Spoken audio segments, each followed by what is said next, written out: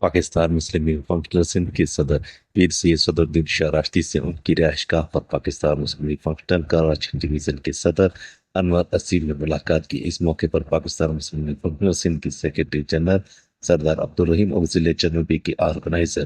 جمشید خان بھی موجود تھے۔ پیر سید صدرالدین شاہ راشدی نے انور عظیم کو نئی ذمہ داریاں سنبھالنے پر مبارکباد دی اور کہا کہ انہیں امید ہے کہ کراچی میں پارٹی کی تنظیم سازی سرگرمیوں میں نمایاں بہتری آئے گی اور عوامی رابطہ مضبوط ہوگا۔ انہوں نے مزید کہا کہ کراچی کے عوام خاص طور پر نوجوانوں کو چاہیے کہ وہ مسلم لیگ فنکشنل کا حصہ بنے اور شہر کے مسائل کے حل کے لیے مؤثر آواز اٹھائے۔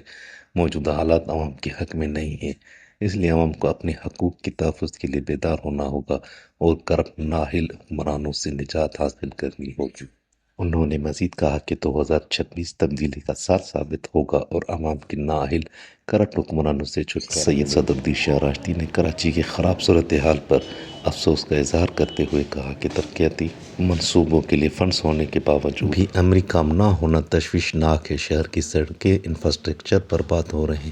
جبکہ حکمران نوجوانوں کے لیے مشکلات پیدا کر رہے ہیں۔ انہوں نے کہا کہ گٹکا، آئس، چھالیاں اور دیگر منشیات کا پھیلاؤ نوجوان نسل کو شدید نقصان پہنچا رہا ہے جو انتہائی تشویشناک ہے۔ انہوں نے مضبوط کہا ہے کہ شہر میں امن و امان کی صورتحال بگڑ چکی ہے، یہاں تک کہ اسکول جانے والے بچے بھی محفوظ نہیں ہیں۔ انہوں نے زور دیا کہ عوام اب اپنی ذمہ داریاں سمجھتے ہوئے منظم ہو تاکہ کراچی کو اس کے جائز حقوق دلائے جا سکیں۔